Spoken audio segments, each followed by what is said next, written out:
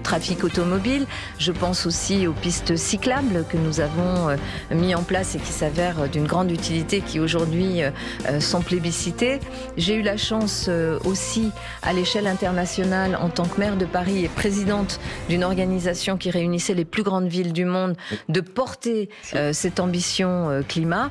Et c'est une conviction forte que j'ai forgée depuis longtemps et que je continue à porter aujourd'hui. Et d'ailleurs, ce bilan écologique, Anne Hidalgo, ce matin, Yannick Jadot, le leader écologiste, il explique dans le Figaro que c'est à vos alliés écologistes qu'on doit ce bilan et qu'ils se sont d'ailleurs battus, vos alliés, pour vous arracher ces décisions. Vous savez, je suis quelqu'un d'assez déterminé. J'ai eu l'occasion de montrer aussi mes convictions, et notamment mes convictions écologiques qui ne datent pas d'hier.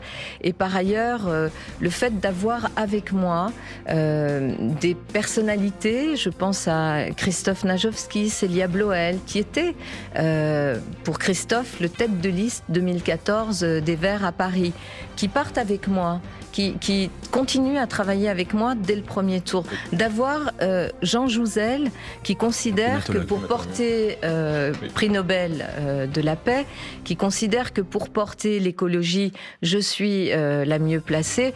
Voilà, je pense que vous savez, la question de l'écologie aujourd'hui n'est pas une question de parti politique. C'est ce que dit aussi Yannick Jadot, pardon de vous interrompre. C'est une question d'engagement citoyen et ben, je suis ravie qu'on soit d'accord. Yannick Jadot dit aussi qu'il se retrouve aujourd'hui dans la coalition climat qui est prônée entre autres par Cédric Villani et par David Béliard, le candidat écologiste à Paris. Est-ce que vous êtes en train de vous faire piquer vos alliés naturels, ceux qui d'habitude, enfin en tout cas à la dernière élection, vous rejoignaient à l'issue du premier tour, les écologistes? D'abord, dans une élection municipale, on s'adresse aux citoyens.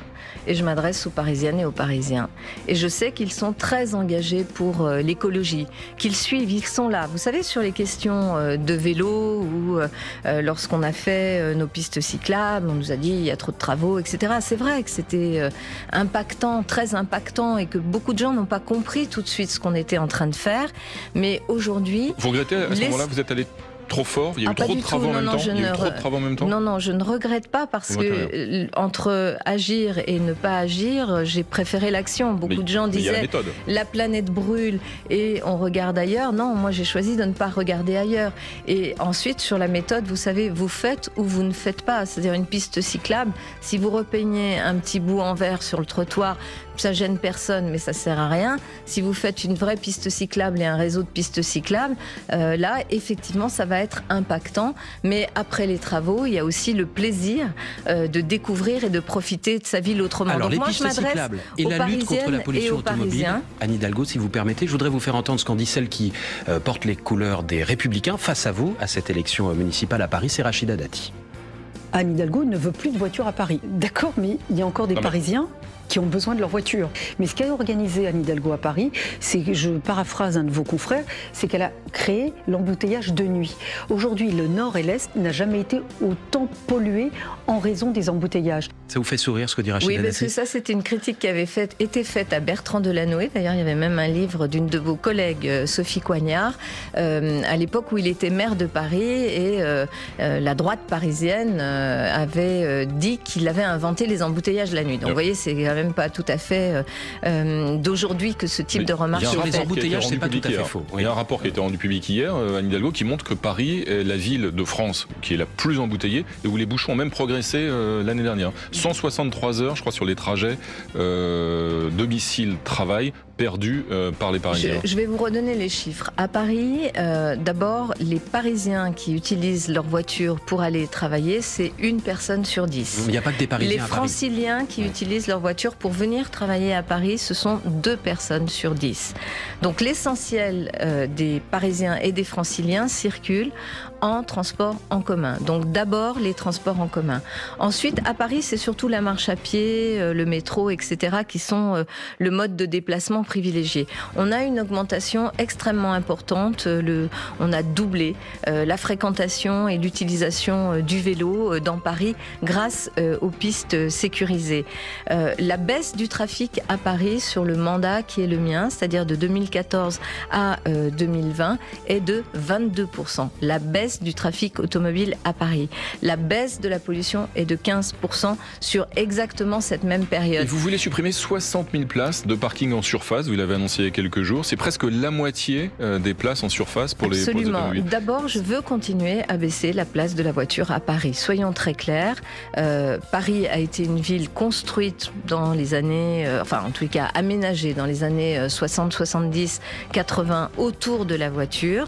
Il faut sortir de cette dépendance à la voiture individuelle. À quelle échéance? Votre Paris idéal, dans 10 ans, il n'y a plus de voiture? On est en train d'aller très très vite et on a une échéance qui est 2024. L'interdiction des diesels. Alors, l'accueil des Jeux Olympiques et Paralympiques qui va nous permettre d'accélérer notamment la transformation de nos infrastructures, des rues, puisque le plan vélo, on va évidemment le poursuivre, mais aussi, bien sûr, l'interdiction du diesel qui a déjà été votée. Donc oui, on va continuer à diminuer la place de la voiture. D'ailleurs, les Parisiens qui possédaient à environ 60% des voitures en 2001 ne sont plus que 35% à avoir une voiture individuelle. Un mot sur une autre mesure, Anne Hidalgo, juste un mot, ça ne veut pas dire qu'il y a des gens qui n'auront pas besoin de leur voiture. Il y a des gens qui continueront à avoir besoin d'une voiture. Et pour cela, bien sûr qu'ils pourront continuer. Je pense à des véhicules, bien sûr, électriques, à des véhicules hydrogène. Mais ce que nous combattons, c'est l'autosolisme, c'est la voiture toute pour soi, tout seul, alors qu'on peut faire autrement. Et vous savez, beaucoup de gens me disent aujourd'hui, je vous en ai voulu beaucoup, je vous ai beaucoup engueulé quand j'ai vu les travaux et que vous étiez en train de finalement de m'empêcher d'être dans ma voiture individuelle. Mais passer au vélo, passer au métro, c'est aussi gagner une liberté. Donc c'est cette liberté-là que je veux proposer. Un mot sur une autre mesure, Anne Hidalgo, si vous le permettez. Vous préconisez la gratuité des transports publics pour tous les jeunes de moins de 18 ans. L'ancien patron de la RATP, Jean-Marc Janaillac, vous a taxé d'émago sur cette mesure. D'une part, parce qu'elle est aveugle, c'est-à-dire même les enfants des parents très riches en profiteraient. Et d'autre part, parce que les moins de 18 ans, par définition, ils ne conduisent pas de voiture, enfin en tout cas on espère, et donc ils ne polluent pas. Je le laisse libre de ses propos. Vous savez, je pense que la gratuité des transports, ça va dans le centre de l'histoire. Et pour les moins de 18 ans, ça n'aura aucun impact sur le trafic automobile dans Paris? D'abord, bien sûr que si. Ça veut dire que pour ces moins de 18 ans, les parents vont avoir une mesure de pouvoir d'achat en plus. C'est-à-dire que ça va leur coûter moins cher. Vous savez, même quand vous avez un enfant... qui n'en ont pas besoin. Écoutez, 80% de classe moyenne à Paris... Et 20% c'est très bien. Et voilà, d'accord, mais enfin, 80% de classe moyenne et de catégorie populaire, c'est d'abord à eux que je m'adresse. Et vous savez, c'était 350 € par an pour un enfant de 11 à 18 ans d'avoir sa carte imaginaire. J'ai baissé déjà à cette rentrée à 175 € le coût pour les familles. Et ça sera zéro demain. L'objectif, c'est la gratuité des transports pour tous? L'objectif, c'est en tous les cas, vous savez, j'ai pris le sujet en regardant toutes celles et ceux qui n'avaient pas de remboursement de transport. C'est-à-dire tous ceux qui ne sont pas salariés, qui ne sont pas actifs avec des remboursements de transport. Donc d'abord, ça a été les personnes âgées pour lesquelles j'ai mis en place la gratuité du pass Navigo sous condition de ressources, mais en tenant compte justement des classes moyennes. Ensuite, j'ai souhaité aider les familles et notamment les familles avec des enfants avec des mesures dès la rentrée que nous venons de passer sur les tout petits et sur les ados où on a ramené à moitié prix. Et à partir de mars prochain, si les Parisiens renouvellent leur confiance, ce sera effectivement pour tous les enfants. Et je ne vais pas m'excuser de prendre des mesures qui vont permettre aux gens de mieux vivre et de donner des bonnes habitudes.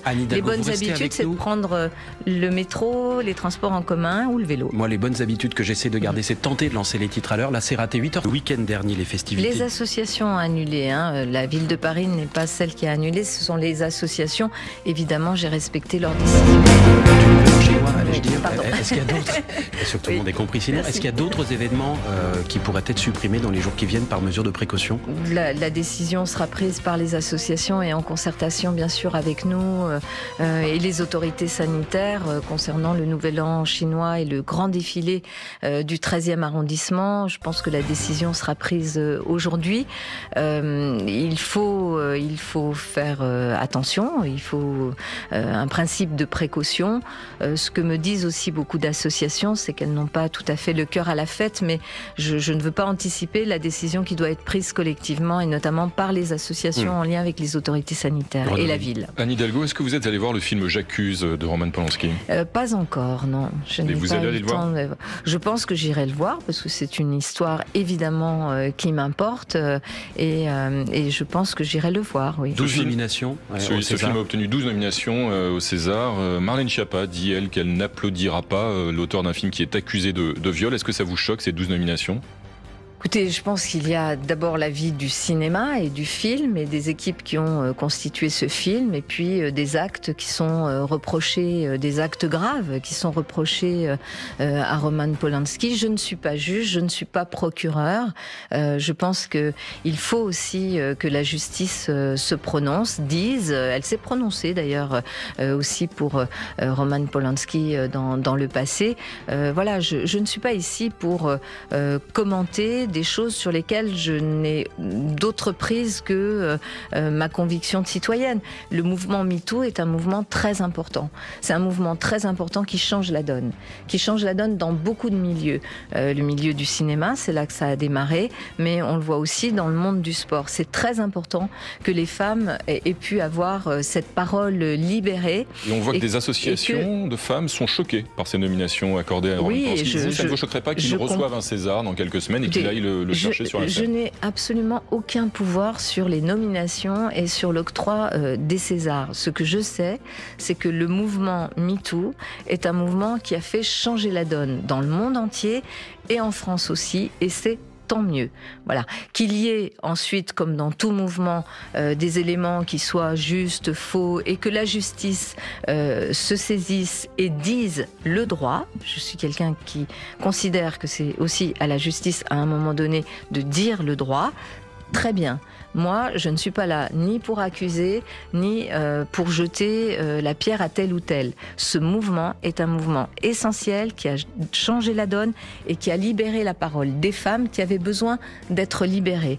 Parce que le sexisme, le harcèlement, c'est quelque chose qui existe encore dans notre société et qui était quand même un peu mis sous, je dirais, un voile pudique, hein, pour utiliser ce type de mot. Encore un mot, Anne Hidalgo, il nous reste un peu plus d'une minute pour aborder la proposition de l'un de vos concurrents, Benjamin Griveaux, qui a suggéré de déplacer la gare de l'Est à Paris pour créer à la place un immense parc, une sorte de Central Park à la française. C'est un peu Monopoly en ce moment, la campagne municipale à Paris.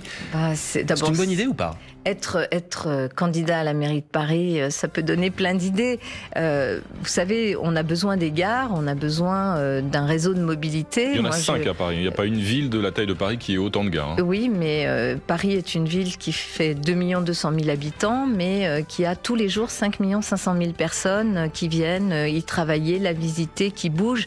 Donc, parce qu'on est une ville très dense, d'ailleurs c'est un atout aussi hein, d'être une ville très dense, et donc on a besoin d'avoir des lieux qui sont des lieux pour les échanges et les déplacements. La gare de l'Est comme la gare du Nord sont des pôles très importants, bien sûr pour, je dirais, un trafic international avec le nord de l'Europe, mais surtout, essentiellement, pour des déplacements qui sont des déplacements au sein de la région Île-de-France ou dans les régions, avec les régions limitrophes. Donc on a besoin de garder les gares. Moi, je préfère qu'on continue à miser sur les transports en commun et notamment sur le train, pas simplement d'ailleurs pour le transport de voyageurs, aussi pour le fret, plutôt que d'éloigner. Puis je pense à ces centaines de milliers de personnes qui finalement seraient obligées d'avoir une connexion à l'extérieur de Paris pour ensuite rejoindre leur lieu de travail. Je pense qu'il y a des choses plus utiles, plus importantes à faire. Donc pas touche aux gares, on l'aura compris. Non, en tous les cas, leur transformation, oui, et on y travaille. Mais vous voyez, moi j'ai préféré plutôt porter l'accent sur la porte de la Chapelle avec un très très grand projet pour les habitants de ce quartier que j'aime particulièrement. Merci à vous Anne Hidalgo d'être venue ce matin sur France Info. Dans une minute, il sera 9h.